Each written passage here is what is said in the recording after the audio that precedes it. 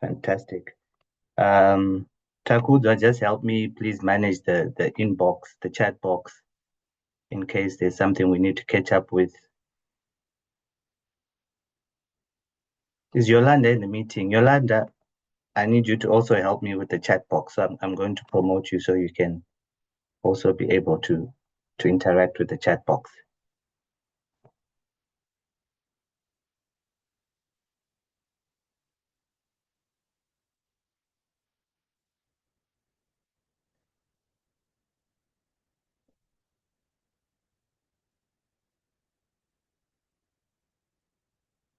Okay, so yeah,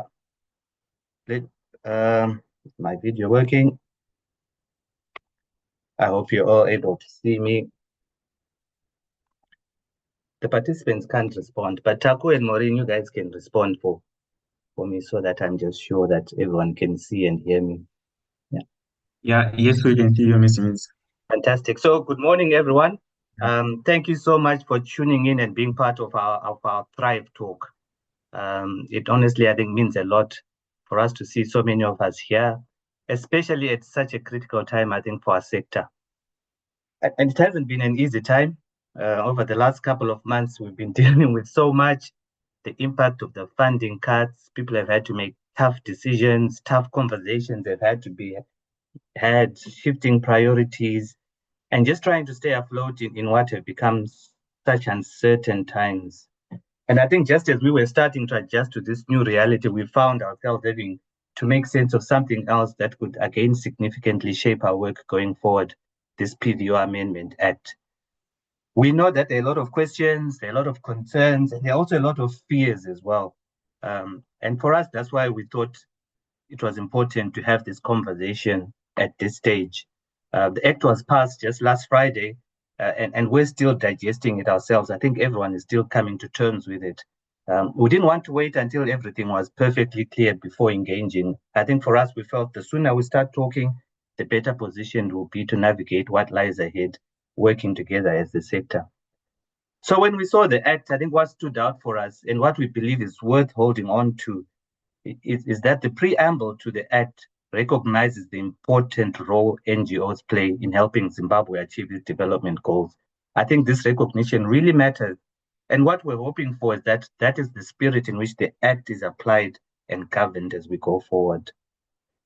We also wanted to just take this time to share some of what we've been learning. So we've been working for the last couple of years with NGOs helping with the PVO registration. And the registration is still an active, ongoing process. And you know, we've been supporting organizations with this. So we thought it would be helpful to just pass on what we've experienced and maybe make it easier for those who are now thinking or now having to register, not just thinking about it, but having to register. But we'd also thought we'd hear from those that have gone through the process and also they could share as well. At the same time, I think it's important for us as NGOs to start thinking at a more strategic level as well. You know, how is this act affecting you as an organization? And it's going to affect us all differently because we're not all in the same space or registered the same or doing the same work or have the same relationship with government and other stakeholders as well. So what stance do we need to take as an individual organization? You know, what preparations are needed? What shifts might be necessary? These are not very easy questions, but I think these are very important questions that need to be answered. We had hoped to have representatives from the Ministry of Public Service, Labour and Social Welfare. I mean, you know, they've actually been great. We've been interacting with them prior to the act being passed, but also since Friday, we've had quite a lot of engagement with them. And they were quite keen to come in and talk. But I think we then delayed in sending through the formal request. It needs time to be processed, so we're not able to lodge it in time for them to be part of this discussion. But I think even up to yesterday afternoon, we were engaging them, preparing for this. And our hope is that we'll be able to engage them. There'll be other opportunities, I think, to engage because it's so important to also talk to them as the sector to see what's going on. So once again, I think thank you for being here, for showing up for your organizations. I think your teams need this. And most importantly, the communities working with also need this. We're looking forward to a rich, open discussion. We don't have all the answers that I can already say upfront, but we think that this is really a great starting point. We're just going to do a bit of introductions, get the housekeeping out of the way. My name is Kudzai Midzi. I'm the managing consultant of KFM Consultants.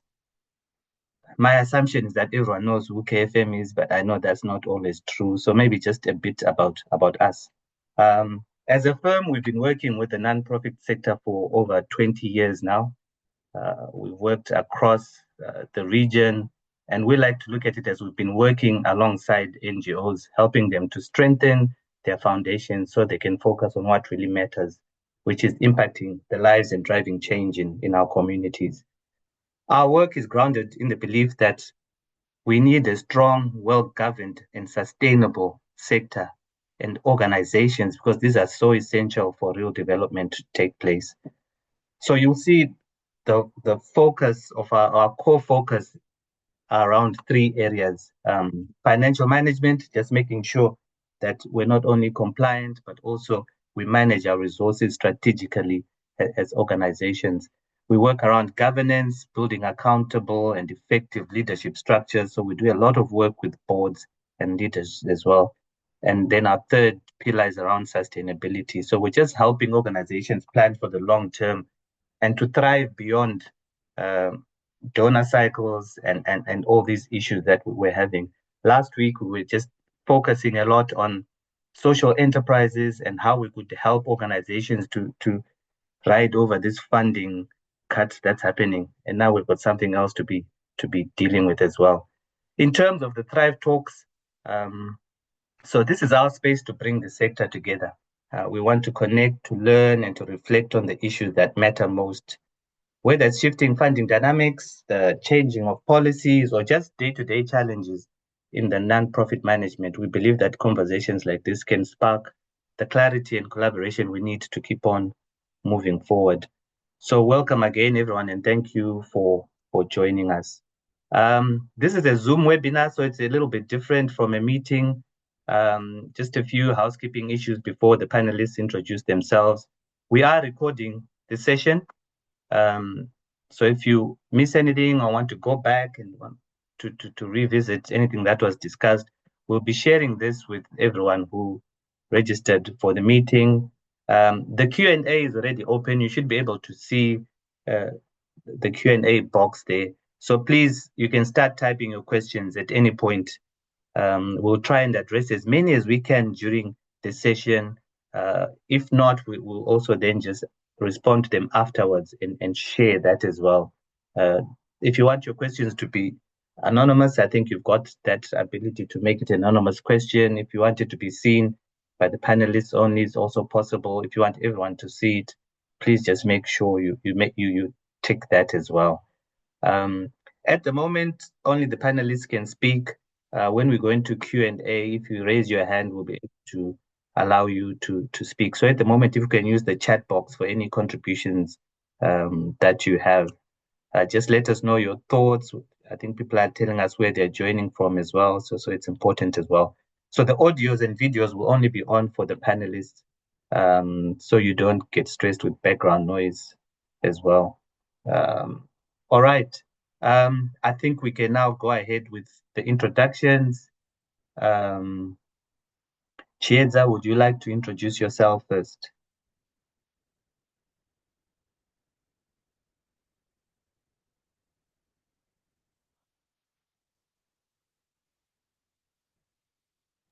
Yes, thank you. Thank you very much, Mr. Mitzi.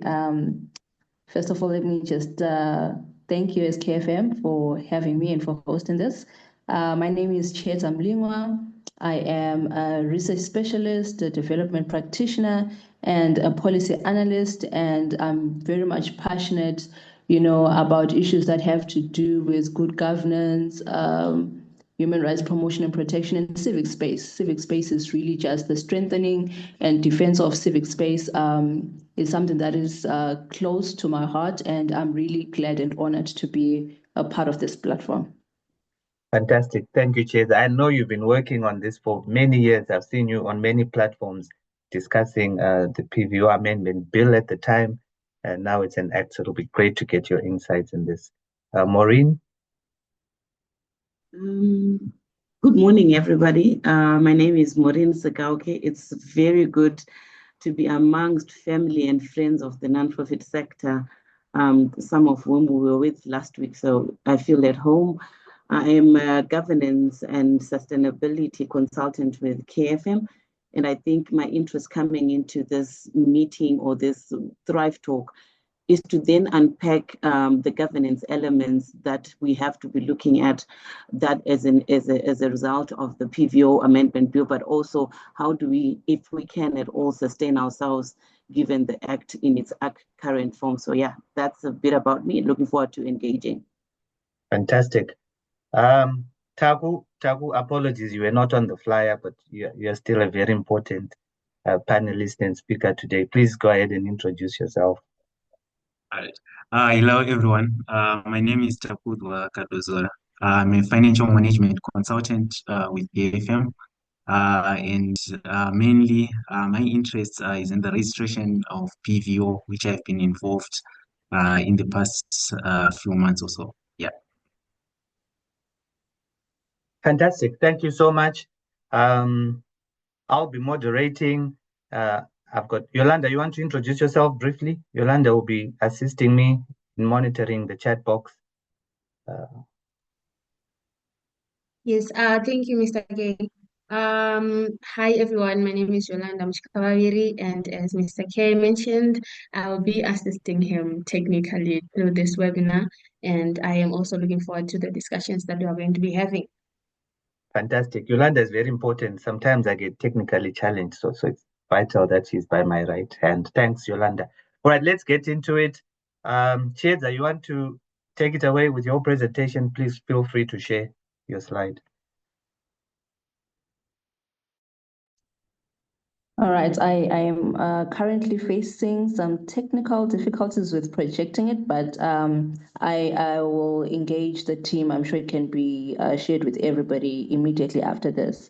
But I think one of the very first things that I would just like to get into is just to give like a brief, contextual overview of how we got here, because some might be wondering, why the PVO Act? How did we get here? Why are we even here? But basically, this is really something that has been progressively within the spanners as far back as 2004, actually, when we first had the NGO bill. So what we are seeing now is the PVO Act of 2025 is actually the culmination of 3 attempts at amending the already existing Private Voluntary Organizations Act, Chapter 1705. So there once was an NGO bill that was the first attempt, but at that time, our former late President Robert Mugabe ultimately did not sign it into law, and he actually referred it back for further consultations with civic organizations. If I recall correctly, I remember one of the things that it was attempting to do was, for example, to prevent NGOs from conducting voter education, and for those involved in human rights work to receive foreign funding. The second attempt came in 2021, and that was with the gazetting of the Private Voluntary Organizations Amendment Bill 2021, which was gazetted on 5 November 2021. This one went through a number of changes. Actually, I remember that on 7 June 2022, the Minister of Public Service, Labor and Social Welfare actually submitted significant amendments to the proposed amendments to the PVO Act on the National Assembly order paper.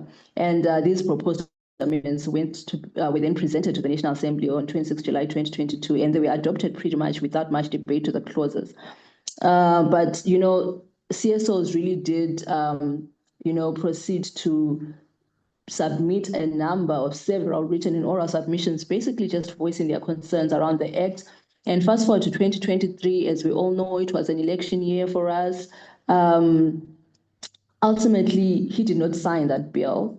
We went into elections in August of 2023 that year without that bill that was gazetted in November 2021. We went into the elections without that bill having been signed into law.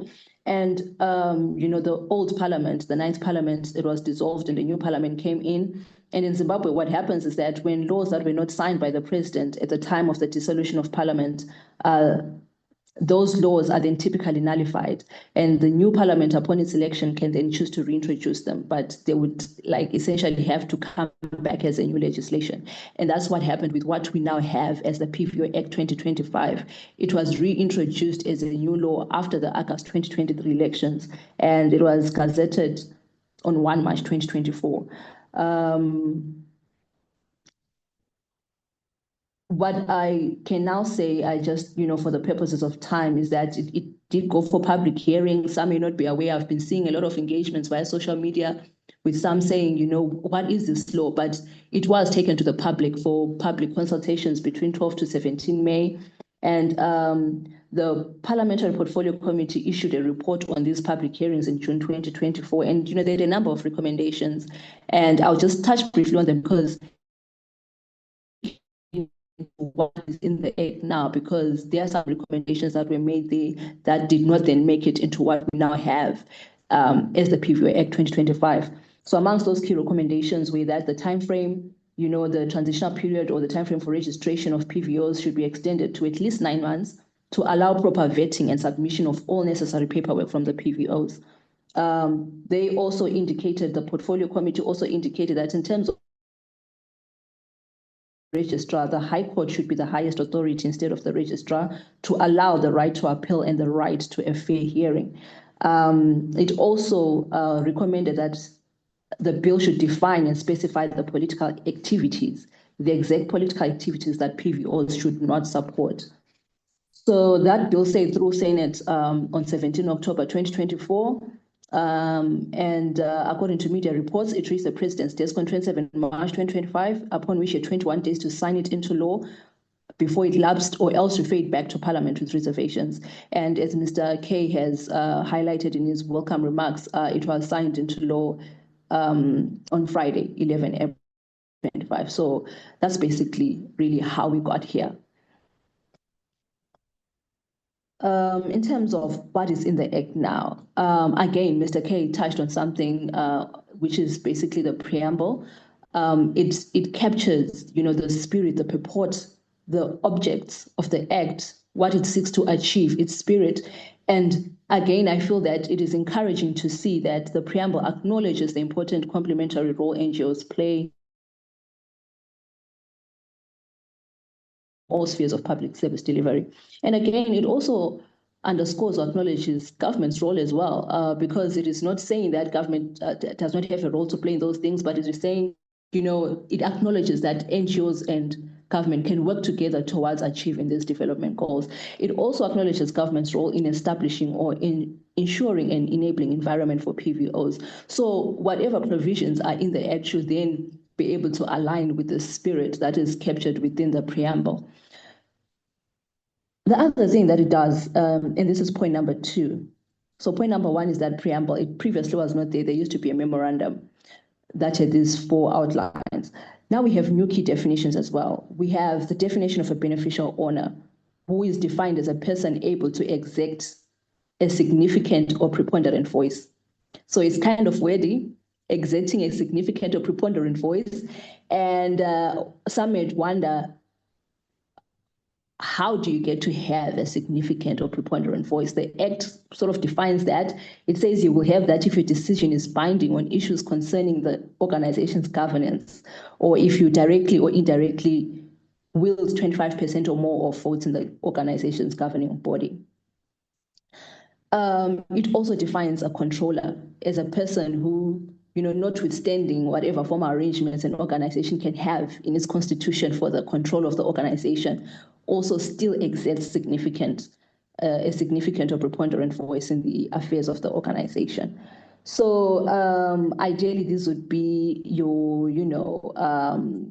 trustees, your board members, your people in management at the organization. It could potentially be donors or funding partners as well, because there's a part in the Act where it says a person can be a controller by virtue of the size of that person's contributions to the organization. So contributions potentially could even be, financial contributions. So what are the legal implications of this? What it now means is that the registrar, when you then go to file your application for registration as a PVO, the secretary of the PVO is the one who has to go and file the paperwork. The registrar will be able to demand particulars of persons owners of the PVO or who otherwise control it. So the secretary of the PVO can then be called upon to depose an affidavit revealing or disclosing the details of beneficial owners or controllers and the extent of their ownership or control. So that, those are some of the implications there. It goes on to define state-sponsored entity, and it also expands the definition of PVOs to now incorporate trusts in all their different variations, is now falling to be regulated under the Act. So one of the objectives there for the Act is seemingly for harmonization, of laws, and it adopts this sort of like one basket approach where it says, everybody must just be regulated under this one particular piece of legislation. So, as many of you will know, prior to this Act, trusts registered with the High Court or with the Registrar of Deeds did not have to register as PVOs. It's the third thing there is that the Act establishes a PVO board, a private voluntary organizations board, and it is to consist of 8 representatives, right? These 8 representatives, 5 of them must be from government ministries. The government ministries that these must be comprised of are namely the Ministry of Public Service, Labor and Social Welfare as the first one, Ministry of Health and Child Welfare as the second, the Ministry of Justice as the third, Ministry of Finance as the fourth, and the Ministry of Foreign Affairs as the fifth. So out of the 8 representatives of the PVO board, 5 of them must come from these ministries. They are to be nominated by NGO representatives, although the minister can appoint a person who has not been nominated by the PVOs or decline a nomination made by NGOs. The minister also gets to designate the chairperson of the PVO board from these 8 members. So the key function of the PVO board basically is to determine the approval or rejection of applications provisionally approved by the registrar. So essentially, according to the new Section 9, what you will see there is that possible outcomes after an application for registration has been made to the registrar. You can either have your application being approved and, it's either approval and granting of a registration certificate, or it can even be just outrightly rejected. Your application can be rejected where it appears to the registrar that the organization is not operating in pursuit of its stated objectives, or the organization's constitution or management does not comply with the provisions of the Act. There is also a possibility of provisional approval by the registrar. For example, in the case of pre-existing charitable entities, and we'll get to what those are or in a moment, they have 90 days or 3 months after the Act's commencement to file their papers and complete the registration process, right? So the registrar can provisionally approve such applications pending final approval from the PVO board at its next sitting. So that is one of the key functions of the PVO board, to be able to then give that final approval of the registrar's initial provisional approval. So it's provisional because then it has to be approved finally by the PVO board itself. So what is not clear here? I will start off by saying, efficiency is required in the registration process. Clear timelines should be inserted, which indicate when a PVO should be able to get a response following submission of their application. There are, however, no timelines provided for processing and communicating the outcome of applications. And there are opportunities as well. As much as there are gaps, there are also opportunities. While the organizations which get to be granted provisional approval, they may continue operating. The only thing that they can't do is they cannot collect contributions from the public. They cannot seek for additional funds. They essentially cannot fundraise whilst they are waiting for the final outcome of their application from the PVO board.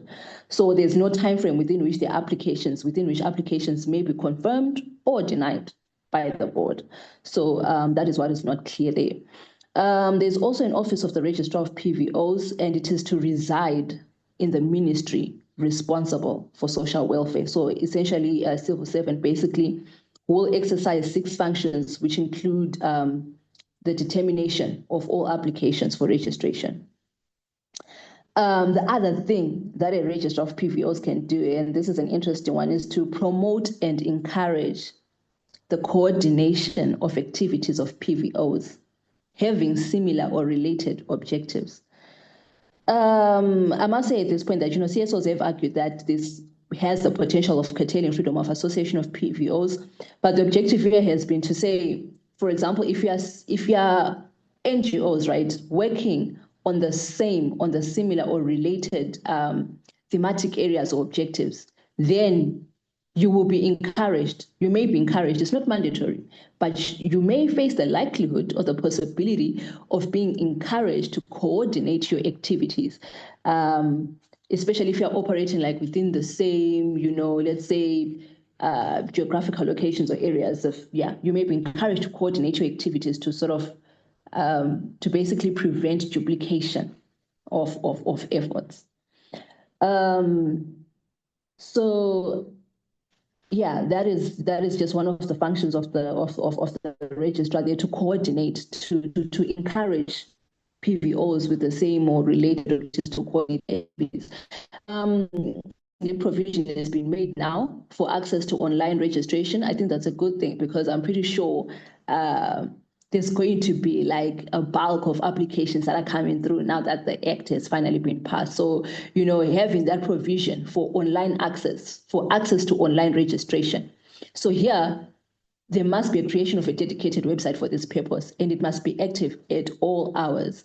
But again, what is not clear regarding this, and regarding a number of, I think, provisions within the PVO Act, really is about its practical implementation on the ground. For example, with this provision, it's progressive, but then at the same time, it's not clear whether this website, well, we now already have the Act, we have it, it's there now, it's been passed. Has this website been designed? Is it up and running and accessible to applicants for 24 hours in view of, the influx of applications that are likely to occur in the ensuing period? That is really not clear at the present moment. And then we go to point number 6, which is PVOs to be registered. Which are they? Who has to register under this new Act? Number 1 is pre-existing charitable entities. I briefly touched on them earlier. These ones are entities that lawfully existed and were lawfully operating before the commencement of the PVO Act 2025. So, examples would be your trusts or organizations which operated as common law universities. They must now register under this new PVO Act. And their registration is to be dealt with in accordance with Section 14. So those who actually have a copy of the Act, if you look at that Act, right, it actually says Section 13, but the actual section is Section 14. It's on page 30 of the new Act, and it deals with transitional provisions for pre-existing charitable entities. So pre-existing charitable entities is to say they should file their paperwork for registration. And I know the language can be confusing. It can seem like it is saying pre-existing charitable entities must start the process for registration and should have been successfully registered within 90 days. No, that is not what the Act is saying. What it is that they should file their paperwork for registration no later than 3 months after the Act has commenced. So we now know the Act came in on 11 April. So 3 months from that date, pre-existing charitable entities should have completed the registration process. They should have successfully lodged their application for registration with the registrar within 90 days or 3 months. After, they can continue operating. So what it says in terms of the transitional provisions that apply to pre-existing charitable entities is that they can continue operating just as they were doing before the PVO Act came into force, as they wait for the outcome of their application, or for 12 months after the PVO Act has become law. The Act is careful to say whichever is the later date. So if it takes, for example, it can take 12 months or more for you to be able to get your final outcome on your application from the PVO board. During that time, you will not be deemed to be an illegal organization or illegal entity as long as you successfully filed your paperwork within the 3 months period. So you will be able to continue with your operations. If you get the outcome less than in a period which is shorter than the 12 months, that means you will only then be able to successfully operate for as long as it takes for your outcome of your application to be determined. If it's denied, then from that point onwards, you are now an illegal organization that can no longer operate. That's what it means. So the legal implications are that if the registrar recommends the approval of the application, or if the registrar basically, provisionally approves the application, he will notify you as the applicant that, your application is provisionally approved. And the effect of which notification is that the applicant may then commence and continue conducting their operations as from the date of that, notification. And the only thing, like we indicated before, is that apart from collecting contributions from the public, you can continue operating until the date when you receive notification of the determination of your application from the PVO board. So please, as I'm presenting like this, I'm just going to go through sweep through the act. Please be taking note of anything that you may any questions that you may want to raise, any comments. Just please be taking note of them as we go along. So, basically, in other words, there's an opportunity of being able to commence and continue with the activities as you did prior to the PVO Act coming into force. You just cannot fundraise during that particular waiting period. What are the challenges?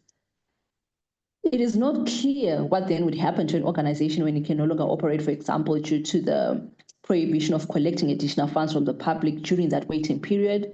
And so from a strategic perspective, I think it will be critical for CSOs to, engage their donors, to really look at existing contracts between organizations and funding partners and, what this would mean, moving forward. So this is a provision that has been challenged as well by CSOs, by organizations within the sector. And one of the basis provided for this is that, the Companies and Other Business Entities Act, with the Companies Act, it clearly stipulates that every company that had been registered under the repealed or old Companies Act would remain effectively, it can remain as is, it can remain incorporated or registered even after the effective date of the new act. This act does not do that. It does not apply the same principle to pre-existing organizations under the PVO Act. It essentially says they must commence that process of, they must then be able to file their paperwork within that, 3 months or 90-day period. And then the other serious additional implication here is that the Act outlines offenses related to non-compliance, such as if you actually knowingly, for example, knowingly managing or controlling an unregistered organization, or collecting contributions from the public for an unregistered organization. So penalties there can include fines not exceeding level 12. That's equivalent to a monetary amount of 2,000 United States dollars. So be prepared to part with that amount for non-compliance, or imprisonment of up to 1 year, or both. Other organizations there, so we've spoken of pre-existing charitable entities. There's also sanctionable trusts. And these would be those that the registrar suspects of being in violation of what's in the Act as Section 6, subsection 2. So in other words, trusts, which pursue objectives that the registrar feels fall within the definition of a PVO, trusts that would not fall within one of the statutory exemptions, but seek or obtain financial assistance from any source within or outside Zimbabwe, or collect contributions from the public. So regarding this type of entities, once the registrar identifies your organization as a sanctionable trust, if he identifies it as meeting those 4 things that I've just outlined, then the registrar can send a written notice requiring commencement of registration of your trust as a PVO under the new Act within 30 days, meaning within 30 days of receiving such written notice. What are the legal implications? Other legal implications there? There's personal liability for any trustee, together with joint trustees of the trust in question, if they fail to comply with the notice. So if you are identified by the registrar as being a sanctionable trust and you are sent a written notice and you fail to comply with that written notice within the 30-day period, then you'll be liable to a fine not exceeding level 10 or imprisonment for no longer than 6 months, or to both actually. And then as point number 7, we have the issue of mandatory re-registration due to material changes. So now you must just register. You must just re-register or amend your registration certificate where there's been a material change. So material change has been defined in the Act as a change in an organization's constitution, a change in the beneficial ownership or control of the organization.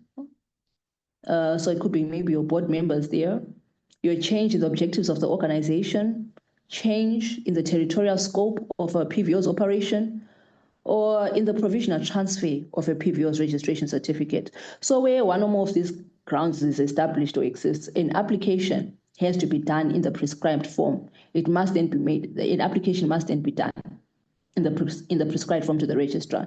And if you then do that application, if you fall within these material changes, there's 2 options for you. So the registrar can approve the re-registration application. He can approve it. He can approve your application for re-registration due to a material change, but subject to conditions. He will approve it where the material change does not threaten the following 6 grounds: the defense, the public safety, the public order, the public morality, the public health, or number 6, the general public interest of Zimbabwe. Option number 2, he can reject the application. He can reject your application for re-registration and enable the applicant to reverse the material change that caused the reason for you to then have to apply for re-registration. And again, the applicant cannot appeal against the registrar's decision until after the application for re-registration has been rejected. So that brings us also to now issue of appeals. So if as an organization, yes, so Noctula, I'm also going to be trying to address some of these questions. I've seen them. Yes, a change to a director can be considered a material change because directors can be considered to be beneficial owners or controllers of an organization. That would be a material change that would require for you to either go through that re-registration process or amend or apply to amend your registration certificate. So going back to the issue of appeals, an organization aggrieved by the decision of the PVO board relating to its application can appeal to the minister within 14 days. So if PVO board, you've applied, you've put in your documents, finally the PVO board responds to this determination and you're not happy with what the PVO board has said, maybe it has rejected your application, you may appeal to the minister within 40 days, within 14 days of being notified of the board's decision. So if you appeal to the minister after you've received, the decision or the outcome from the PVO board, the minister can uphold the board's decision. So he can actually uphold the board's decision to reject your application, or he can refer the decision back to the registrar for reconsideration. Remember, the registrar is the one who first receives these applications, and then they go for final approval to the PVO board. So if you appeal against that decision of the PVO board, the minister can uphold the board's decision or refer the decision back to the registrar for reconsideration. If you're aggrieved by the minister's decision, a PVO can appeal to the administrative court. You're allowed to appeal to the administrative court within 14 days. Again, within 14 days of being made aware of the decision. Interestingly, the administrative court has the same powers that the minister has with dealing with the appeal. So, meaning it too can just uphold the minister's decision or refer the decision back to the minister for reconsideration, who may then just proceed to confirm his initial adverse position. So this again has been a provision that has been open to criticism from organizations within the sector to say, this does not really they argue that it does not provide for an adequate appeal remedy. Then we go to point number 9.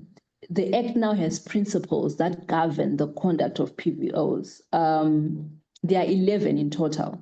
So PVOs now, under the new Act, you are meant to ascertain the identity of donors and the source of their donations.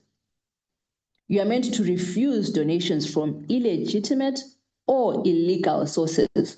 I find this to be a rather positive progression, because the old Act, immediately before this one was passed, the old bill rather, it used to say you must refuse donations from illegitimate or immoral sources, of which it is difficult from an objective standpoint to legislate immorality. So this has now been changed from immoral to illegal. So now, as I was saying, PVOs are meant to ascertain the identity of donors and the source of donations. 2, to refuse donations from illegitimate or illegal sources. 3, to ensure funds are used in the furtherance of stated objectives. 4, to account transparently to stakeholders. To use formal channels such as banks for transmission of their funds. Not to discriminate between beneficiaries on one or more grounds based on equality, such as race, age, gender.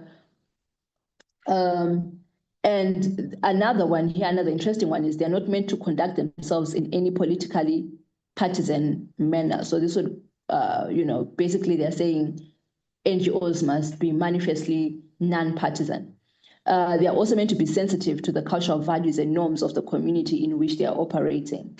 And there's also a number there, like to employ Zimbabwean citizens or those with permanent residence, and to employ fair and safe labor practices. So those are now the principles governing the conduct of PVOs under the new PVO Act. We have the issue of suspension of executive committees. This is really essentially at the discretion of the minister, who has the power to suspend the executive committee of a PVO where there are reasonable grounds based on information that has been given to the minister.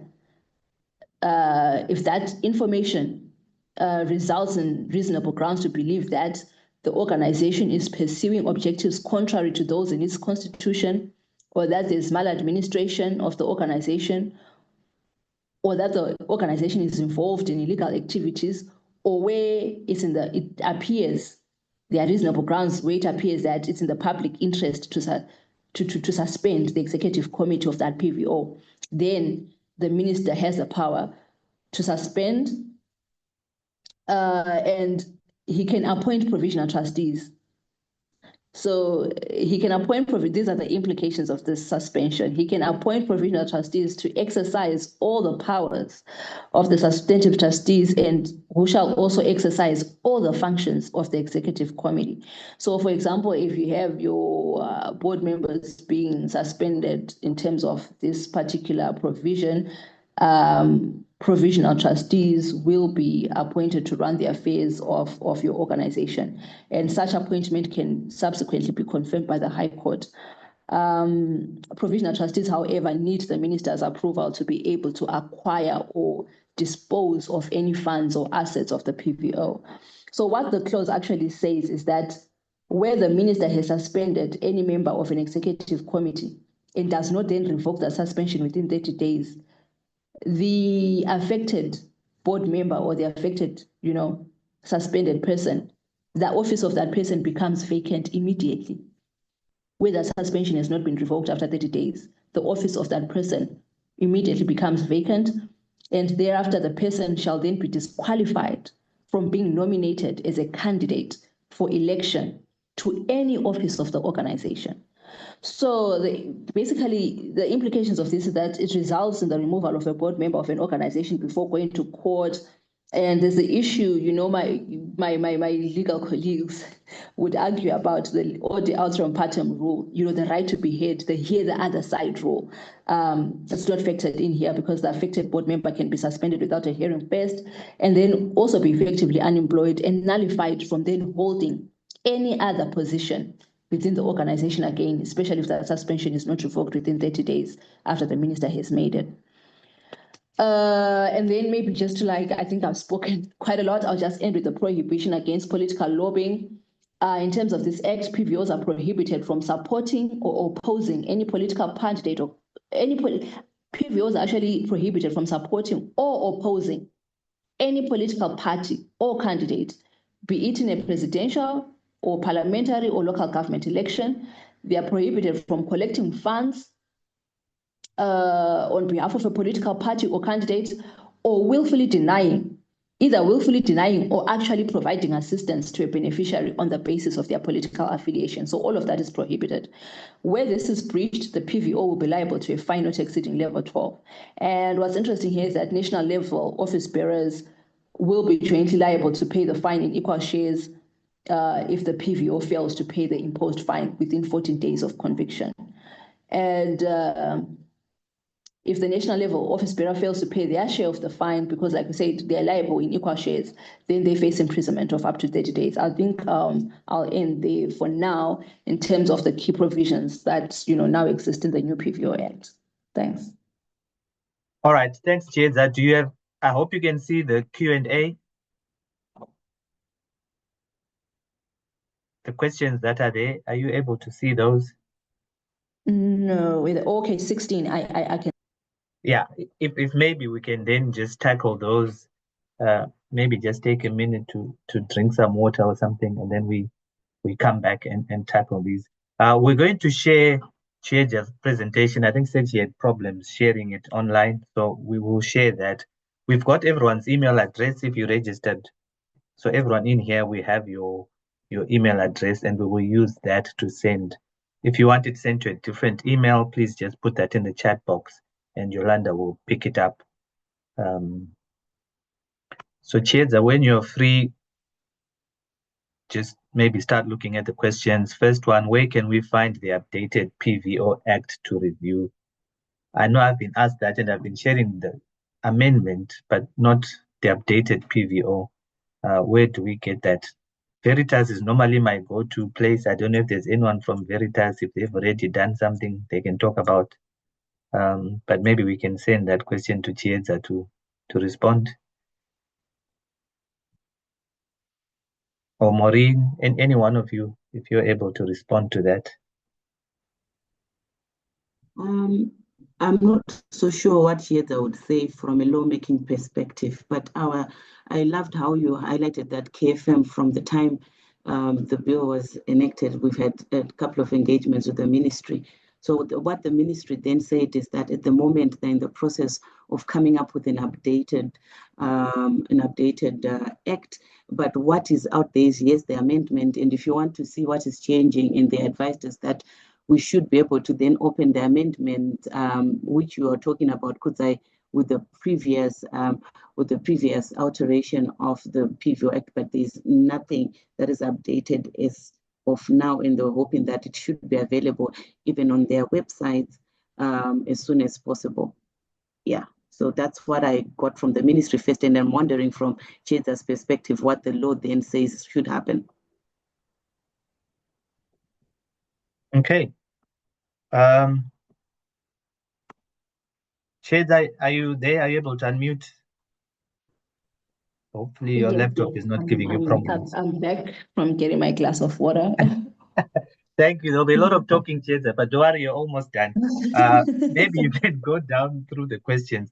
I know I answered one about your presentation, and then Maureen answered about the ministry. The rest we've left to you to please tackle on our behalf. Oh, wow, the pressure. That's all right. That's all right, Mr. K. All right, so yes, thank you, Maureen, for highlighting that. I think definitely we would have to, I have not seen an updated, like the one that actually consolidates the amendments with the already existing act. So I think the Ministry of Public Service would have to wait for that. Also to just keep, if you follow Veritas, their bill watches, they are also very good with, sharing around this. So they are also an avenue within which to look at. They are available online. Just say Veritas bill watches and you'll find those. Ma'am Edna Bala, thank you for joining us. So may you please clarify the transitional provisions? The actual overarching transitional provision is 3 months or 90 days. Okay, in relation to the different types of organizations. So if you are a pre-existing organization, like I said, if you were trust registered with the High Court or with the deeds registry, you have 90 days or 3 months within which to, or if you're a common law universitas, so you have 90 days or 3 months within which to actually file your paperwork, for registration. So to just complete the entire registration process, you have 90 days or 3 months within which to do that. And as I highlighted, there's transitional provisions that specifically apply to pre-existing charitable entities, and that would be you can then continue. You can commence and continue with your activities, right? Up until your application has been determined by the PVO board, or for 12 months, whichever is the later date. Depending on that. So somebody's asking, are all registrars trusts now meant to register as PVOs? Yes, because now the definition of PVOs, as we said, the definition section now expands the definition of a PVO as being the trust in all their different variations. I'm seeing something from Max Vander there to say, since the bill has now been effected into law, if there are grievances, how is this handled? So this is when we were speaking about, the procedures as provided for in terms of the act. Arguments can be made on whether they are sufficient or not.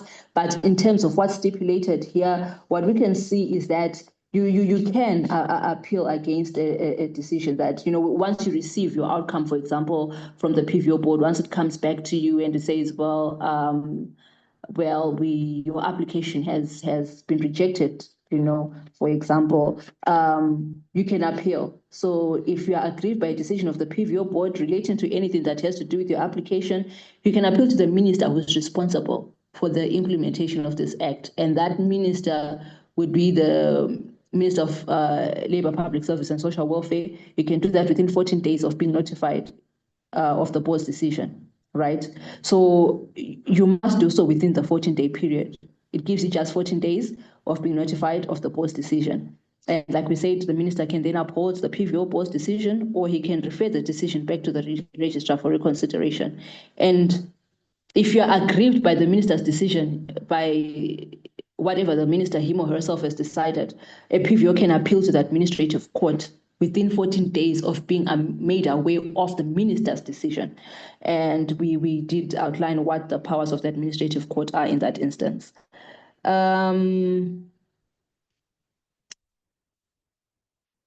What happens if this decision is beyond the 12 months? So there are certain things within the act that are really not quite so clear. There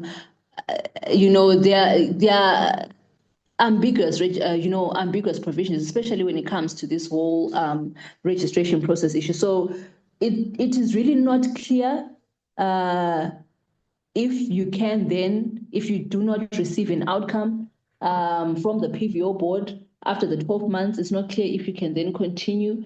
It does not, the act does not clearly stipulate that. Can you then, it just ends there and says, you can continue with your operations up to 12 months. It does not make provision for anything after that 12-month period. So most likely, I think you would immediately then cease to be a legal entity. But I think this is one of the points of advocacy. So, I would argue that gaps where clarity is not given are points for continued engagement. There are points for, they provide points for continued advocacy around the PVO Act.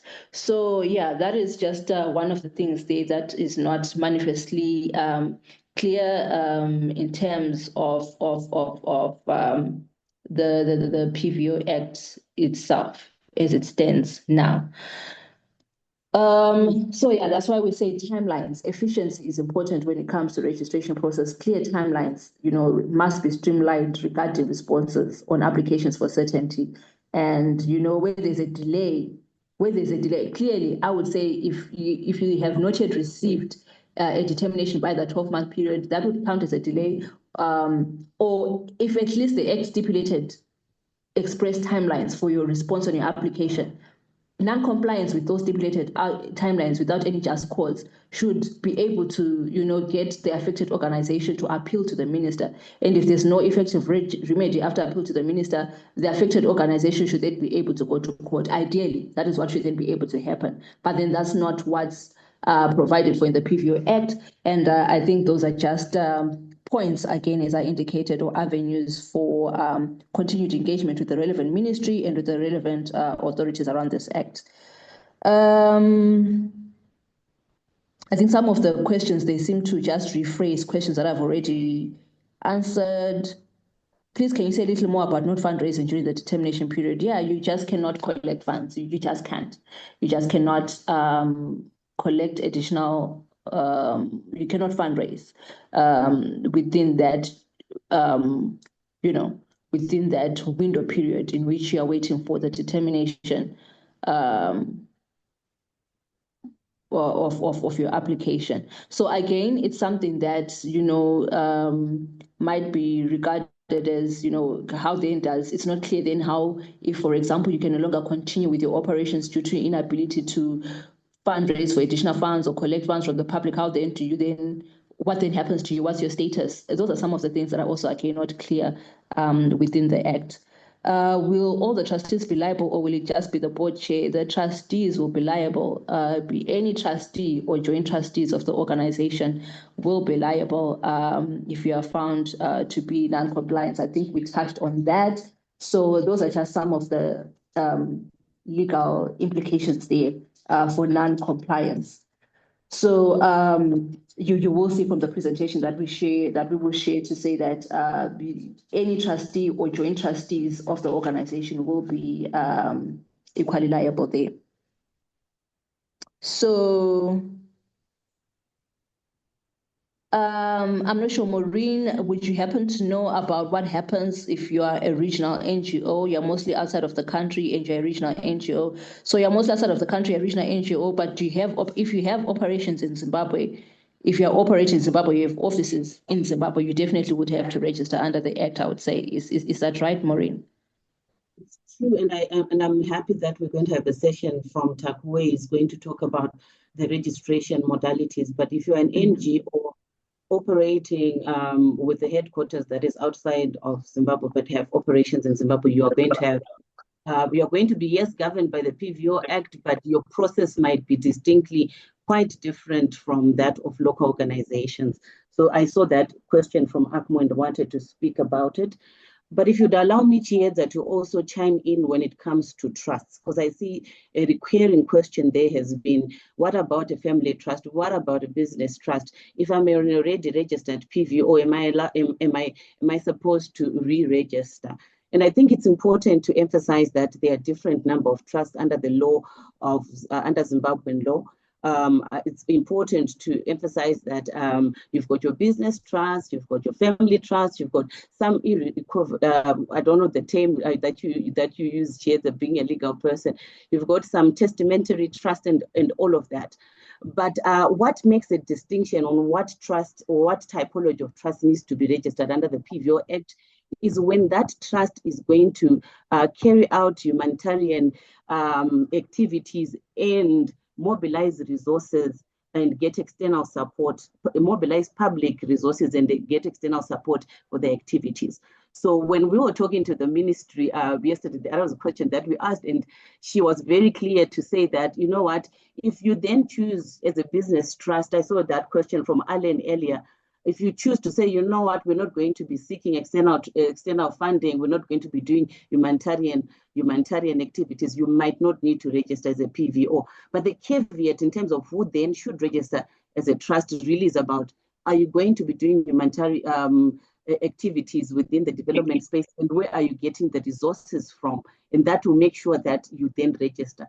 And that also applies, because I saw another question that was asking about faith-based organization carrying out charity activities.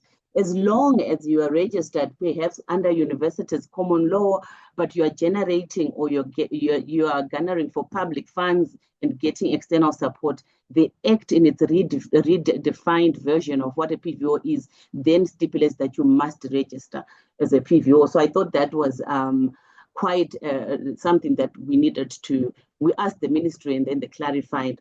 I found another interesting question in the chat box that's talked about. So does it mean that the board members or trustees that are outside of the countries are permissible to be registered as board members for the PVO when you register? And I'm keen and I'm happy that Taku is going to speak to that. So yeah, some of the questions I really are speaking to registration processes. And I'm hoping that after Taku takes us through what we got to be a verified procedure for registration, some of those questions will be answered. Yes. Yeah, thank you so much, Maureen. I think you've touched on a number of questions. I'm just going to be scrolling through. I'm really trying to make sure we keep time, but also address most of the questions. So there's one there that's saying, by virtue of our constitutions, board members change periodically, and does this mean all those changes would need engaging or re-engaging the PVO board?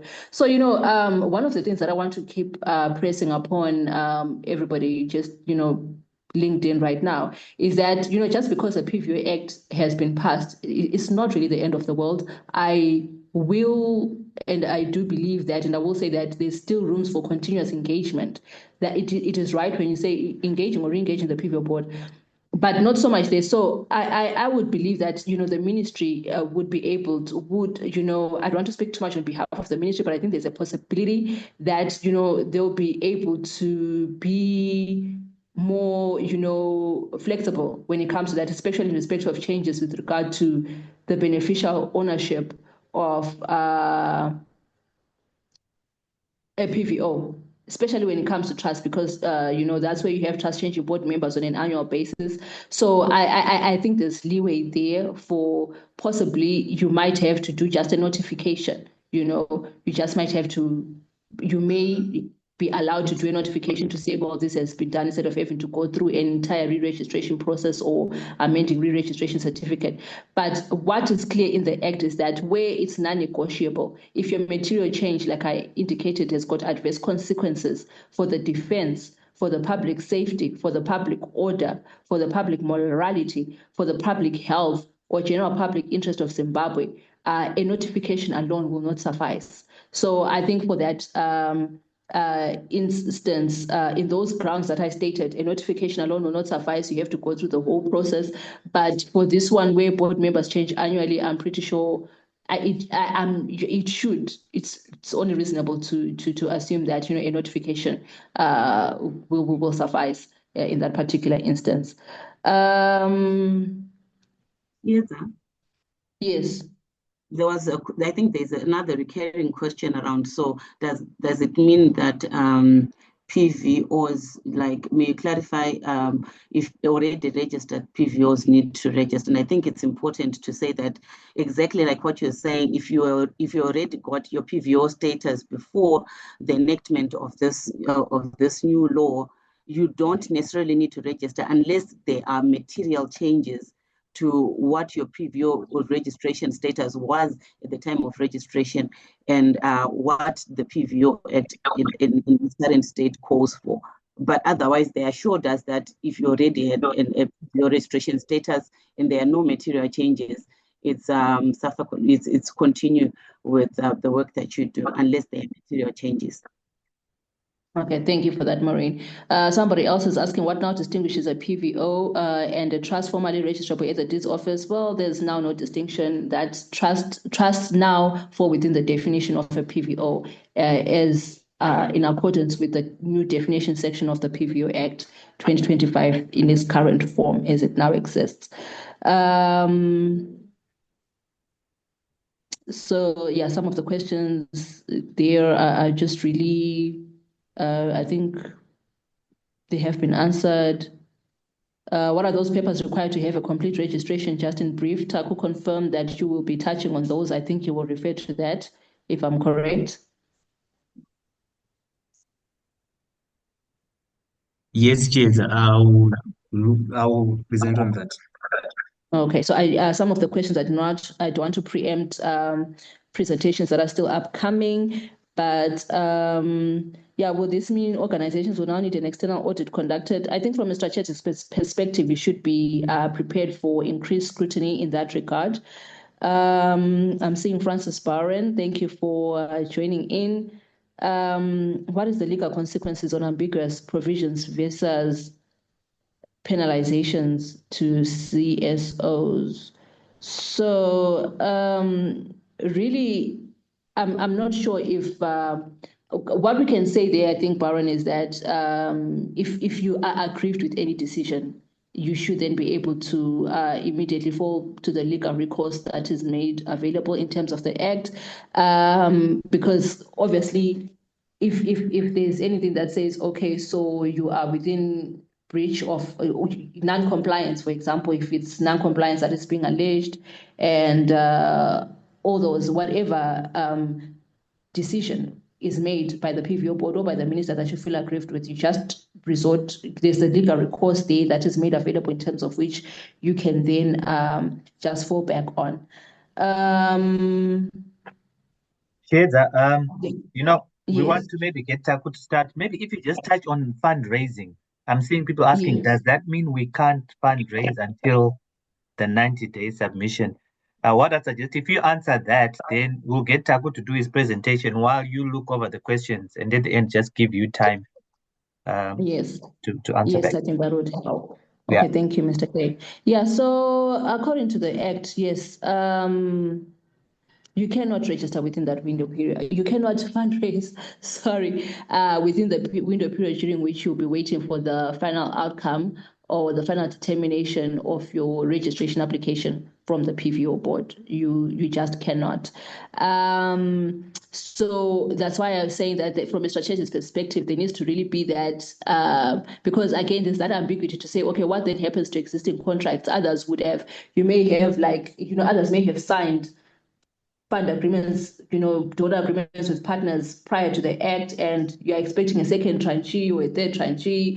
Are you still then able to get that, second tranching of funds, or you must then, during that waiting period, that is, or you must then have to pause, and it can then only be dispersed after the 90-day period. From a textual interpretation, which is basically from just a textual or literal, there's different ways of interpreting acts, but from the textual or literal interpretation of the Act, it would seem that those funds might not then be able to be dispersed until after the waiting period, I would say. So I think I'll end there for now. All right. Okay. Thanks, Jeza. Hopefully we'll have a bit of time at the end. If not, what we're going to do is to put together all these questions and then share with you again responses. So there'll be a Q&A sharing that we will also do later on. Some of these will still need to get clarity over as well. I think you can see there's some ambiguity, some uncertainty as to exactly how this will apply. So this is where I think it will be very important to also seek to engage the ministry to also get their responses to some of these questions as well. We're not sure if they'll take the Act literally to the letter or how they will apply it. So it's an interesting conversation. All right. Maureen, do you want to come in, or should we just go straight into Taku's presentation on I would think that because of the number of questions that are there, we can get straight into Taku's presentation, and then after Taku's presentation and Sheza's responses, I can weigh in if there's even time for that. All right. Please, Taku, can you take us through your presentation on the actual registration? So registration is still ongoing of PVOs as we speak. And it looks like even the PVO board is going to be sitting soon. So it's also important to just go over that. So over to you, Taku.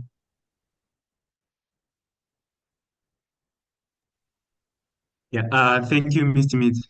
Yeah, so I will take you through one of the most critical compliance processes under the PVO Act, which is the registration process.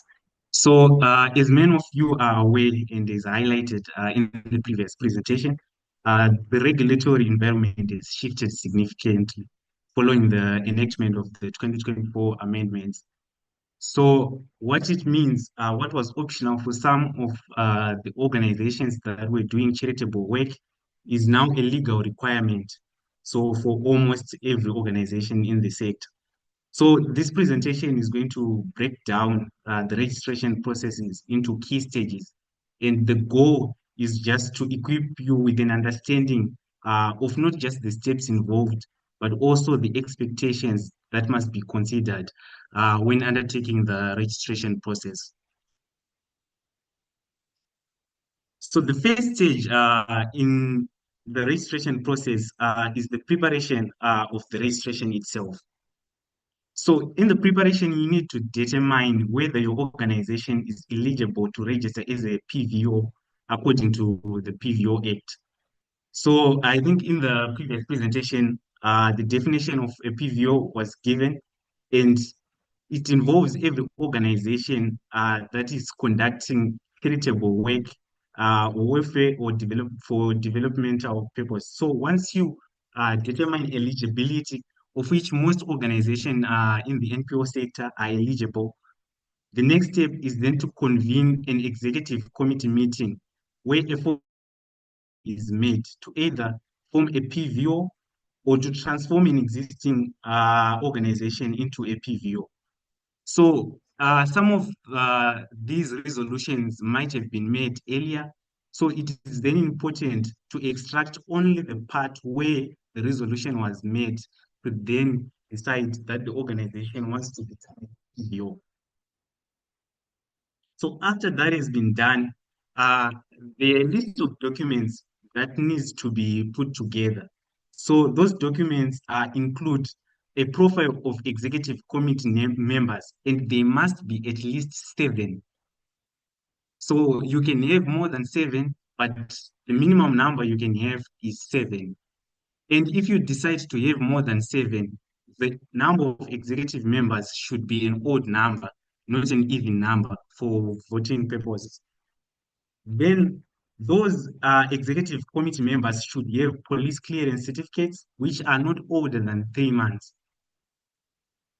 Then you also need a support letter from a local authority, and this letter should clearly state the organization name, physical address, operational areas and objectives, and the intention to register as a PVO.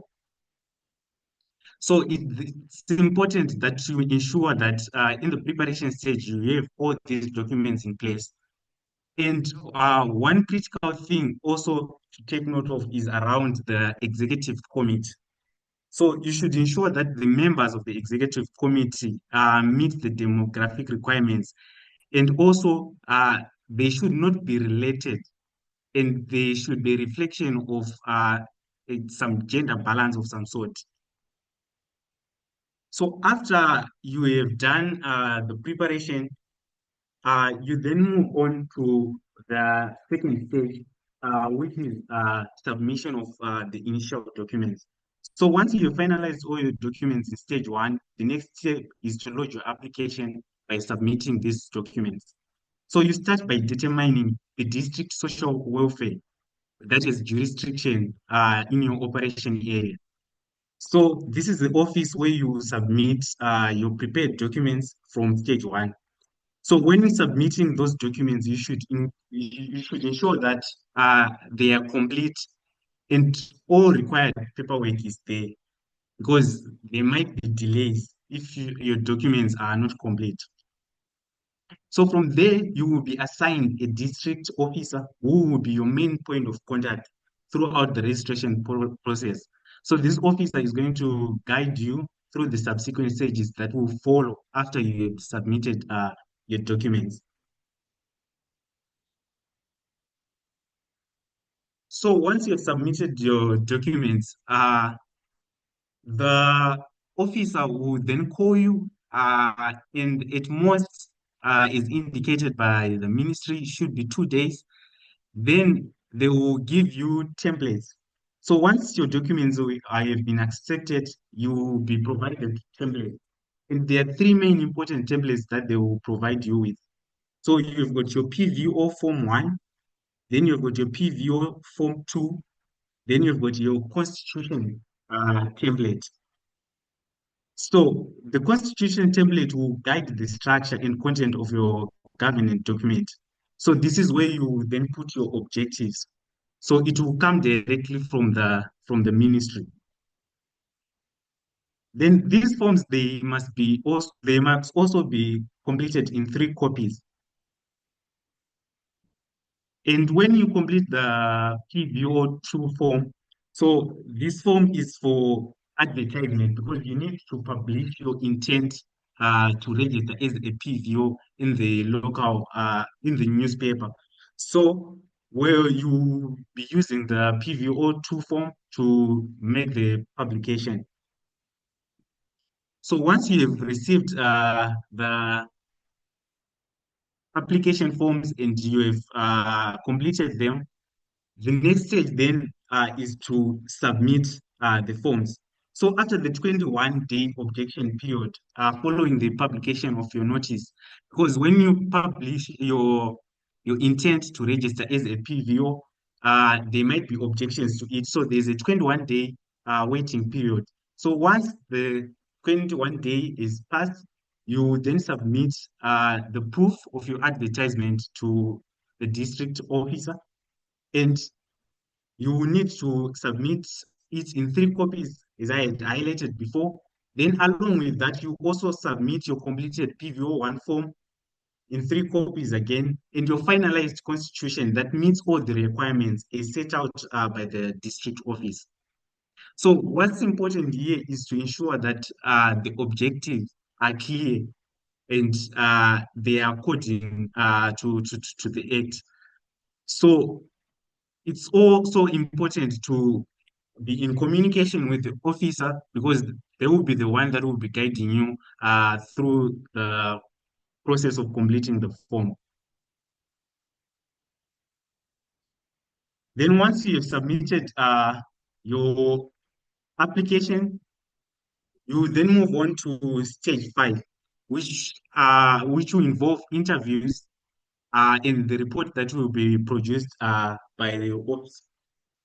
So in the interviews, it will begin with the executive committee members. So at this stage, the district officer is assigned to conduct formal interviews with all members of the executive committee. So those 7 members, they will have interviews. And the purpose is to verify that each member has a sound understanding of the organization objectives and their individual responsibilities.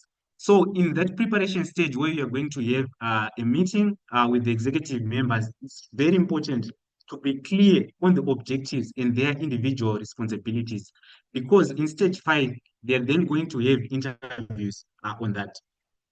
Then after their interviews, the officer will prepare a detailed assessment report, and this report will include an evaluation of the organization compliance with legal requirements and an overall recommendation on whether the entity is viable and ready for registration. And then when everything is in place, the report is then forwarded to the registrar. First, it's submitted to the provincial office, and the office performs a final quality check to ensure that all the documentation is in order. So, if there are some documents that are not in order at this stage, at the provincial office, the documents are then given back to you. So it's very critical that you ensure everything is in place, and those that need to be certified, all the documents that need to be certified are certified. Because if they reach the provincial office and the quality check says there's something that's missing, it will drag the whole process back. So after the quality check from the provincial office, uh, and everything is in place, the application is then forwarded to the register at the national office. And this is where the application will enter the final processing phase, leading to either approval or further inquiries. So stage 6 now, this is when your document is reached the national office and is there for pre-registration assessment and due diligence. So the register will ensure that the registration meets all statutory requirements. And if any issues arise, the organization then may be asked to clarify or submit additional information moving forward.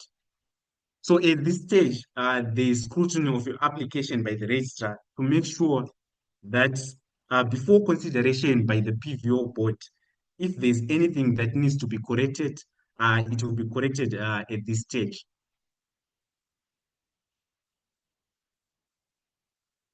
Then the final stage is when your application is then presented to the board by the registrar. So the full registration file is submitted to the board in a formal session, and the board will approve the application, or then the board will also approve the application with certain conditions. So, for example, it might say the constitution needs to have changes, or there might be additional reporting requirements to your application. Then it can also then either reject if the organization or its operation conflict with the Zimbabwean law. So if needed, the board may also defer the decision and request additional information before extending the process. So the board's decision will be the final one. And I think she has a touch on the decisions of the board when she was doing her presentation. So if your organization has been successfully approved by the board, you will be issued a certificate, and it will be gazetted in the government gazette, and there will be legal recognition for you that you are a registered private voluntary organization. So upon receiving these confirmations, your organization actually may begin operations as a PVO, and it will be subject to compliance from the PVO Act and any specific conditions that may be noted in your registration. So just to also clarify one thing, this process is for local registration. It's not for international NGO registration. For international organization, there's a different process. This one is for local registration only. So once you are registered and you start operating, you also need to comply with the requirements of the PVO Act. So the requirements are set out in the Constitution, and also if there are any changes, I think this was touched on in the previous presentation. If there's any changes that are material, they will need to be disclosed. So I will briefly go through the process of registering an international NGO. So the first and most critical step in registering an international PVO is to enter into an MOU with the relevant ministry. So this MOU must go through a formal process, including review by the Attorney General Office, and also public agreements advisory committee. Then it must also be signed by either the minister or permanent secretary with the respective ministry. Then once that's done, you will also be required to provide a certified copy of your registration certificate from your home country to confirm the legal status as an organization. So the country in which you are headquartered in, you will need to provide proof of registration. Then you will also be required to submit from your headquarters a letter of attorney granting authority to establish a local charter and nominating the country representative who will be heading operations in Zimbabwe.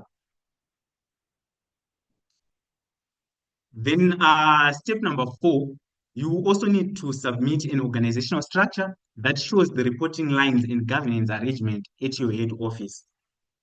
Then similar to the local process, you also need to have police clearance certificate. So if the executive members are non-Zimbabwean, an Interpol clearance certificate will be required instead.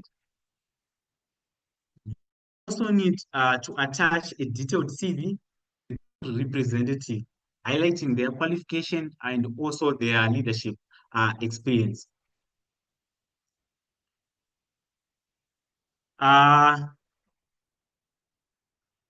Also similar to the local registration, there is need to fill out the application form, the PVO one, and also you need to advertise your intention to register in the local place.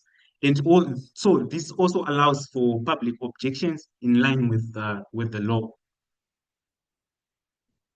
Then finally, you must then include a letter support from the ministry, which the MOU was signed, and this letter contains a ministry endorsement of your operations in Zimbabwe. Yeah, so I think that's the end of my presentation. I don't know, Mr. Meads, if you have anything to add on, or Maureen? Thanks, Taku. I see that there are a lot of questions also that are coming up, but I think for me, it's just, the process seems pretty straightforward when you look at it, but there's also a lot of small print, and in practice, you might find that there are some things that are not even covered in the Act that then you only see on registration.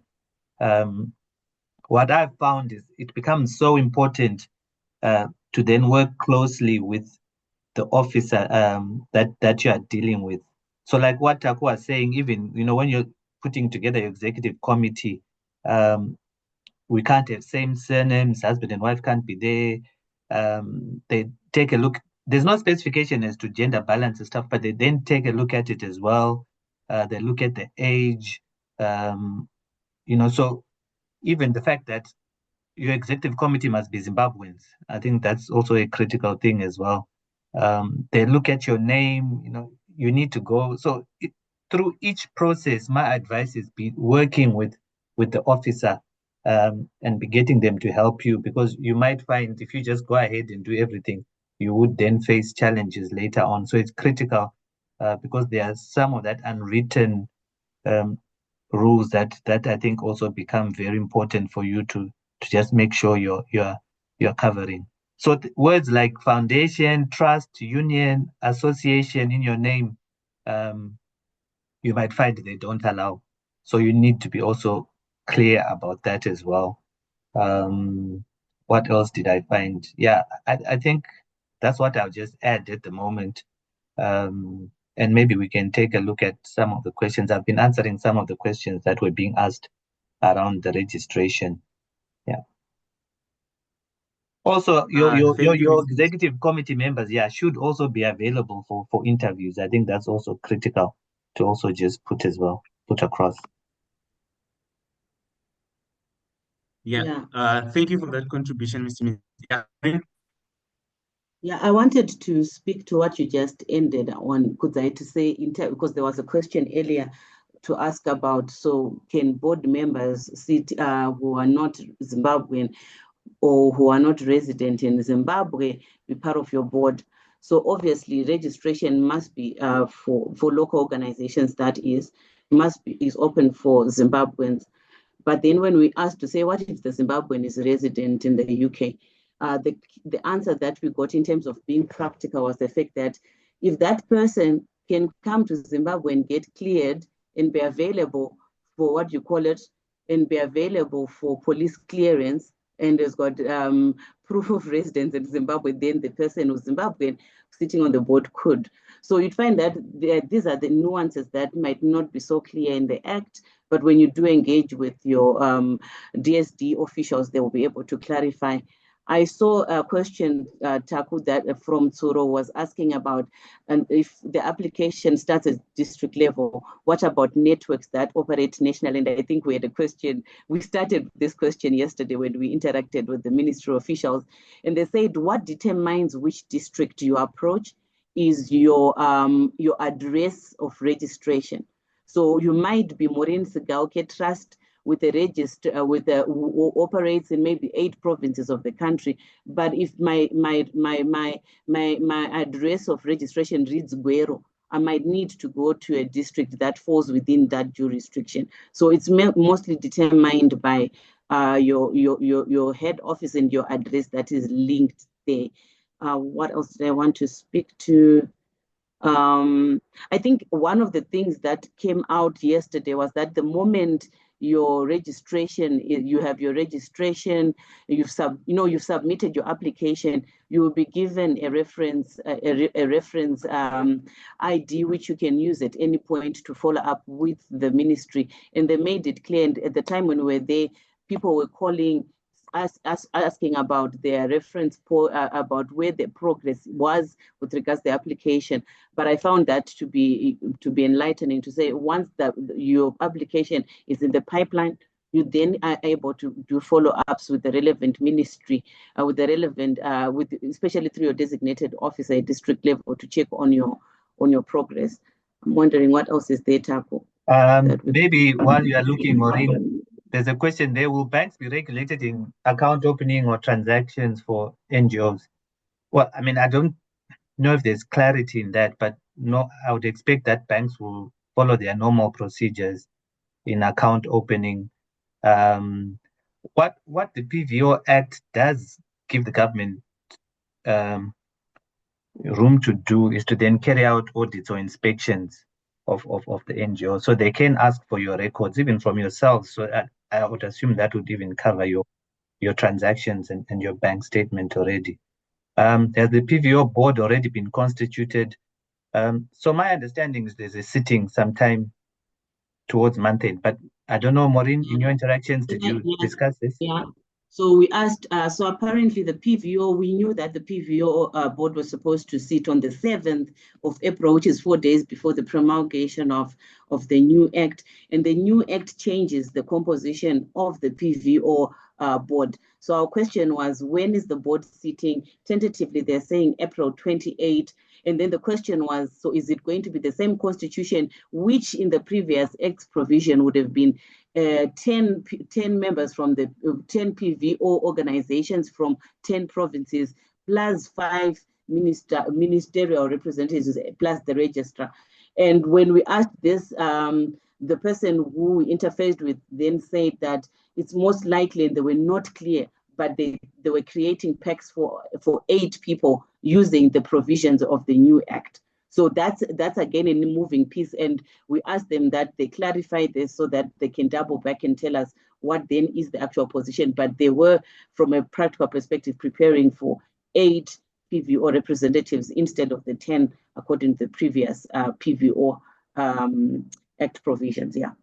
All right. There's a question from Edna. Does international NGOs include funding partners and donors? So I think what's critical in terms of the PVO Act is to distinguish between those that are implementing or not. So if you're just funding, I don't think you're obliged to register under the PVO Amendment Act. However, if you are implementing as an international NGO, then you would need to register.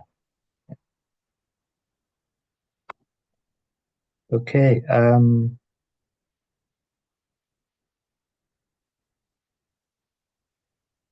Jason is asking about non-Zimbabwean board members.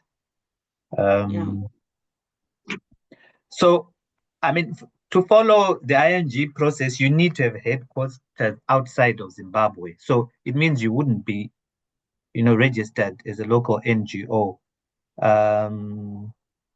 So I think for me, that's the distinction that I heard being made. For non-Zimbabwean board members, at the moment, my understanding is under the PVO Act, then it wouldn't be allowed for local PVOs. So there's that distinction. I don't know, Chiedza, Maureen, if you guys know anything more technical around that.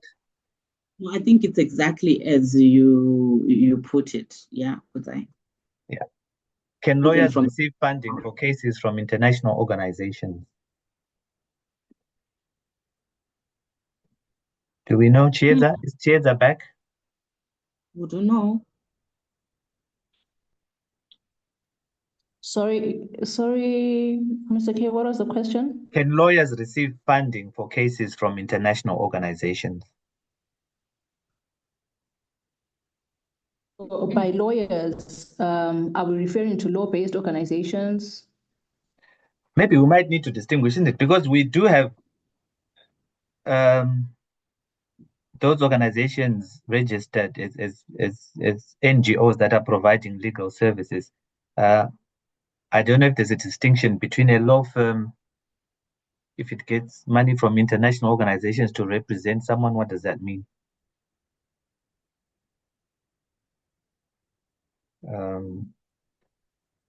So from what I'm seeing, and from the reading of the Act, due to the ambiguity of that phrase, collecting funds from the public, it's subject to wide interpretation. So that really could mean anything. I think some of these, I think Leona has clarified to say law firms. So it's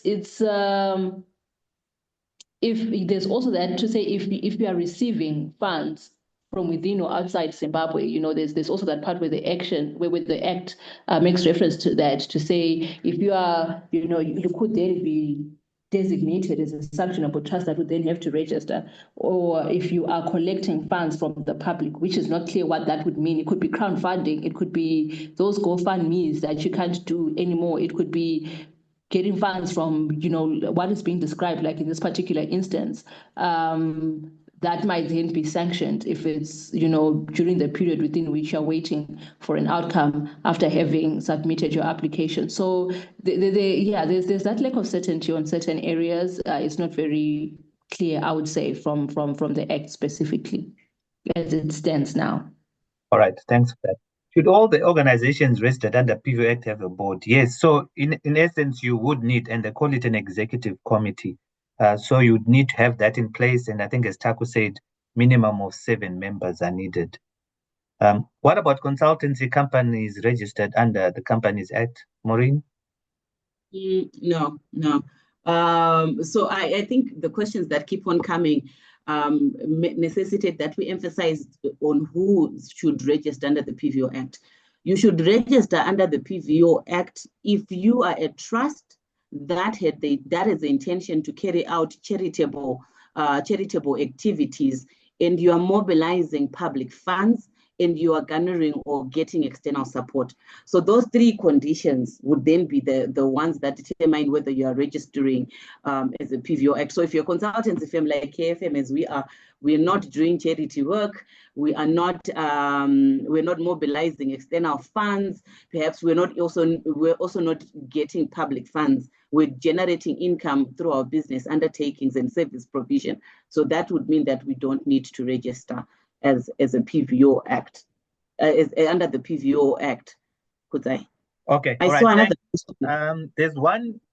Okay. Could I saw another question from Robert, which came on earlier on, which I think speaks now to the issues of operationalization of the Act. Yeah. So Robert earlier on asked if the online platform is already functional, and the answer there, Robert, is no. And this is why I started the conversation by saying this is a moving space with a lot of moving pieces. And one of the key issues that are still moving is the operationalization of the Act, such as the PVO board, who's going to be in it, what process, how do you get the aid, but also the online platform. And when we had conversations with the persons from ministry, they were very clear to say 4 days after, because this is like yesterday, was 4 days after the promulgation of the Act. One of the reasons why the minister might not have come out to talk about the Act outright is that they're still also working on operational issues to operationalize this Act. So I wonder how long that operationalization process will take. If they'll take a cue from Zambia, it took maybe from September 2015 to about May, from Kenya, that is, when they enacted the PVO Act. So there's still a gray area around operationalizing the Act, and the online platform is not yet working, but so are so many other things that need to be in place. What I'd like us to do now, Maureen, thank you for that. So you brought on the aspect of the regional, other regional considerations. And there was also a question about So for already registered PVO, what are some of the effects which the PVO Act is bringing on board? Are we able to take a look at that, Maureen? I'd like you to come in with your session on looking at some of the regional implications, but also the effects on the different types of NGOs that this Act has. For me, I'll start with the bottom line. Hey, and the bottom line is that when it comes down to it, all NGOs will have to revisit their register, will have to, regardless of structure, organization, you are going to have to really look at where you're receiving funding from, because that, like I said earlier on, that determines whether you have to fall under the scope of the PVO Act. You also, if you do, you then need to, like Chiedza was talking about, comply. And that means you also need to then take a rethink or a restructuring of your governance structures. You now need to assess your legal obligations. You now need to assess risk exposure. But at the end of the day, I think for those organizations that have to re-register or continue operating as PVOs, there's quite a lot of implications of the Act. So let me start, for instance, by talking about organizations that were operating a trust, right?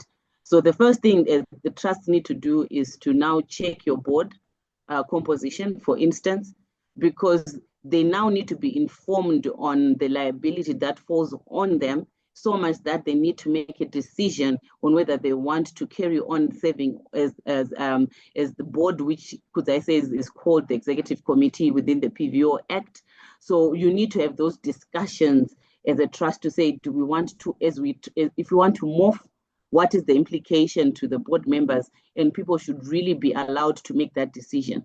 Why it's important to have that conversation is because during the interview process that Taku highlighted as part of the registration process, one of the key questions they would be asking and trying to ascertain is whether board members were willingly and knowingly volunteered to participate or serve as members of the executive committee. I think we now need to trusts need to rethink that in terms of registration. Community-based organizations that were either operating informally or semi-formally without structures, then the implication there is that with increased scrutiny on who's doing what and when and how within the space, you might need to make sure that you formalize your structure register so that you are not found wanting. Remember, the caveat there is if you are a community-based organization and you thought we're operating without registration because we are not so big, the caveat there is, are you mobilizing public funds? If you are, then you need to register. Faith-based organizations, the same thing applies in terms of making decisions around whether we want to register and comply, but that also is determined by whether you want to carry out to mobilize the resources publicly or get external support. So I saw a question earlier on that spoke to associations and clubs. Yeah, so associations and clubs, the same thing applies. If you want to continue, if you want to do charitable organizations and mobilize public funds, you need to register. So at the end of the day, when I look at it, INGOs operating within the jurisdiction of Zimbabwe with headquarters elsewhere, again, separate process, still governed under the PVO Act, you need to comply. So I think it's as we're speaking at the moment, what I would say people should have as their Monday morning to-do list is to have conversations that matter with the boards so that you can make a decision on whether you want to morph into whether or not they want to still serve as the executive committee members of the board. But this also, as you have those conversations, you must start to rethink and relook at your resource mobilization strategies. Of course, we still need clarity around what we can and cannot do in the transitional period. But what is coming under threat at the moment is, can we apply for grants? And according to Chiedza, if we can't do this, then it means that we now need to re-strategize around where do we get funding to support the things that we do, or to support the core costs that we have and the staff that we have. So I think there's a lot of strategizing that needs to be. Maureen, it appears we've lost you. Oh, can you hear me now? I can hear her. Yeah, I can also hear you. Okay, so if because I don't really want to take much time, we did an article yesterday that points out 5 things that we think nonprofits really need to be looking at in terms of strategic steps of the what now. I think it's important, number 1, to get fully informed, right? Every board member and director and senior manager must understand the exact provisions of the new law. Guesswork is no longer an option. Ignorance cannot be a defense. Number 2, you need to engage. Board engagement is non-negotiable. So I've been talking to a lot of our clients and urging them to sit urgently, yeah? Because of the 21 days, for instance, that Taco has been talking about, that you have to wait whilst you flight an advert. There really isn't a lot of time to be not acting on. So board engagement is not negotiable. I think it's important for registration compliance. I can't even stress it because here there's been talking about it. But at the end of the day, where you need counsel, please do seek legal counsel, because the terrain that we're in is highly technical, nuanced with legal language, nuanced with strategic thinking that we might not have internally, or maybe we might not have the capacity to facilitate such high-level strategic discussions. So I think it's important for people to seek the right counsel so that they comply from a position of knowledge and not from a position of assuming what might not be so true. So maybe I could pass it back to you so that we conclude. All right. Yeah, thanks for that, Maureen. Let me see if I can just share something.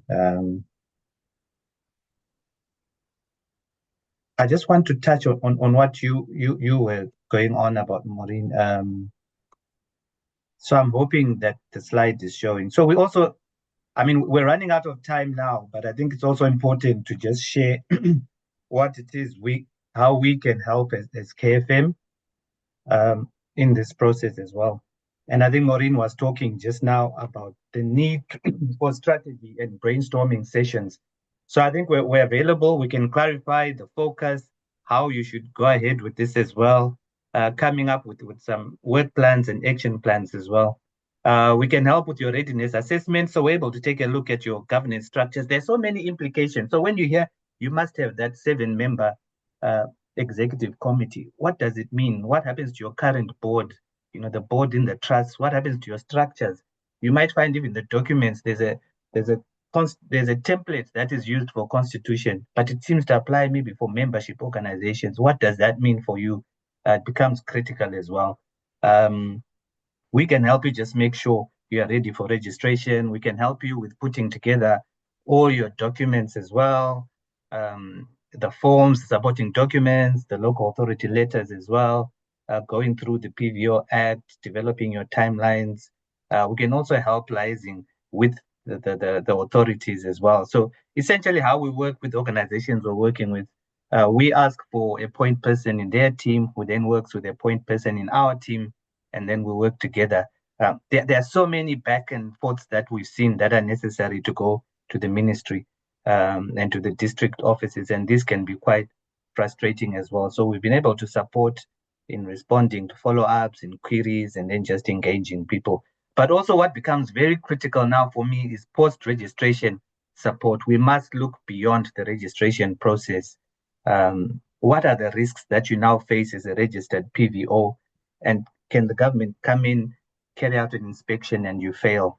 So it becomes so critical to be able to then comply and make sure then that all your operations are also above board. So those are just some of the ways that we're able to assist. Please engage us afterwards if you want to discuss that as well. I know there's still a lot of questions that are coming in. We're going to capture all these. If you've got any more last-minute questions you have there, please may you share these and we'll take a look at them. And then we can also then just disperse and share these with everyone who's registered. Yes. I'd like to hand maybe Maureen and Chedza, your last comments, if any. Don't know who will start. So I'll start and I'll do the 2 questions as part of my last submissions. First and foremost, Lawrence, the ministry has not stopped receiving applications. Yeah. So the process of receiving applications continues, and you can engage either us or the ministry so that we facilitate and direct you in terms of what you need to do. And what determines the district, like I said, the district that you go to is determined by your head office address. But as my last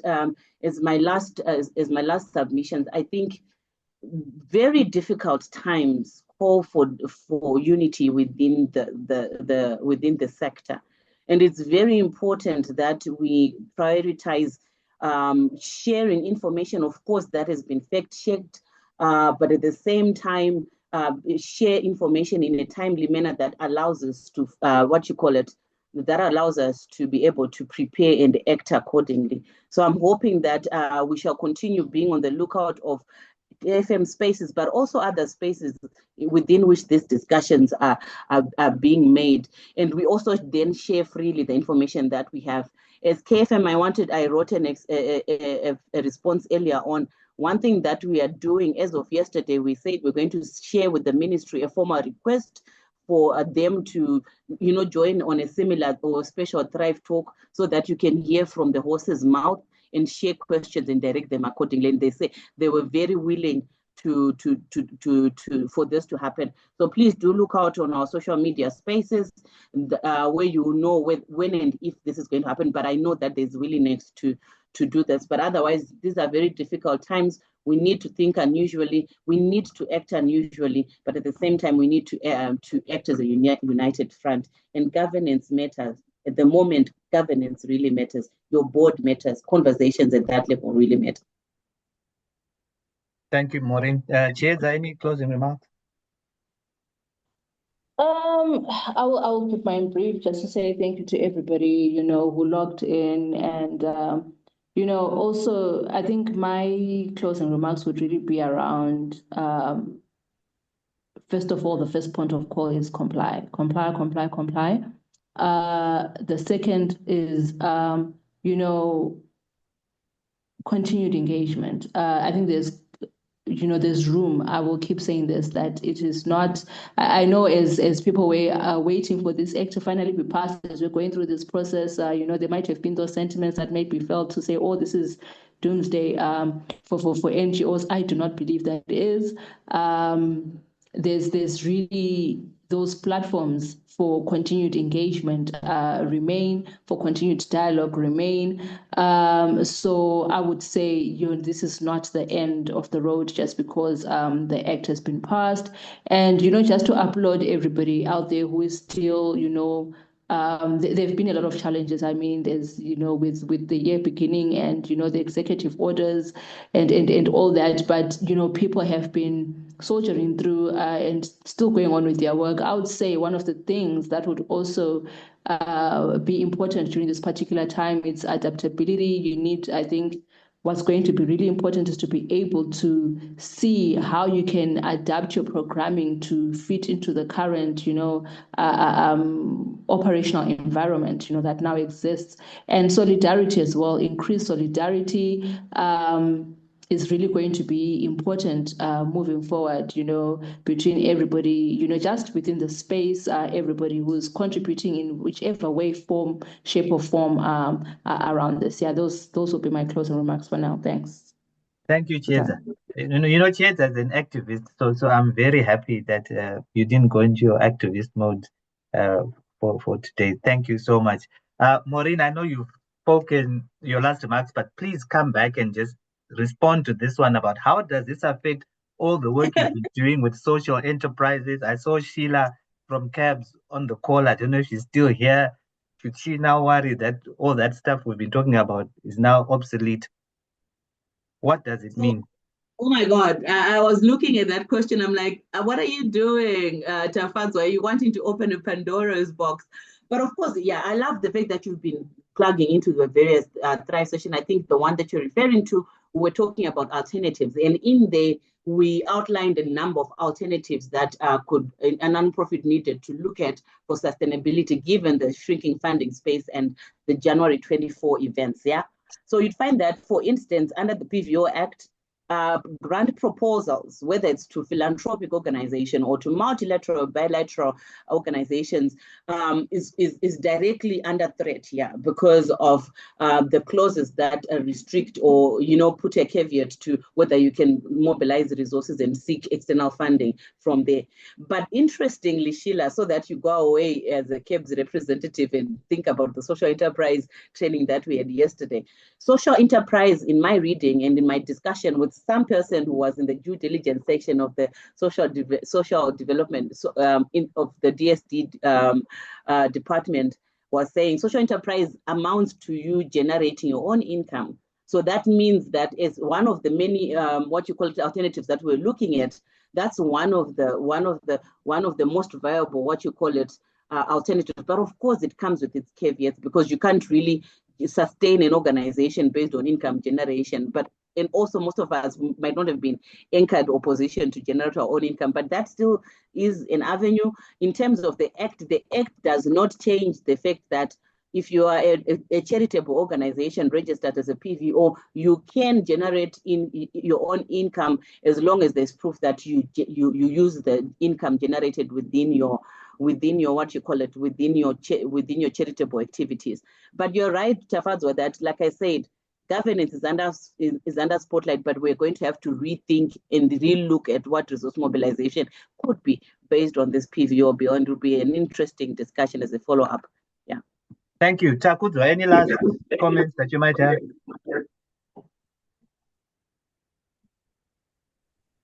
Well, yeah, thank you, Mr. Mills. Just to say thank you to everyone who has joined, and also to place emphasis, especially on the registration. You need to get your documents ready because there might be delays. So you don't want your document to be sent back when they're at the national level because of your objectives, which you might have sorted out in the preparation stage or with your district officer. So I think that's all All right, everyone. Thank you so much. I think to all our speakers for your valuable insights and thoughtful contributions as well. And to everyone who also joined us. I think we had up to 195 and that was consistently throughout the talk. So thank you, everyone, and thank you for staying engaged throughout today's discussion. It's not a one-time conversation, and I'm sure it's definitely not something that any of us can navigate alone. So we really want to encourage, as Maureen, I think, said earlier, for engagement, for you to talk to your teams, to connect with others in the sector, and to be asking questions and seeking clarity where you need it. And I think, as we said earlier on, as KFM, we remain committed to working with the sector and to journey with everyone in it. So we'll be sharing updates, we'll be unpacking implications. So follow us on our social media platforms, and we'll also be helping with the practical steps, like Taku says, around registration, compliance, and also planning. So thank you, everyone. Let's keep learning and supporting one another. Have a good day.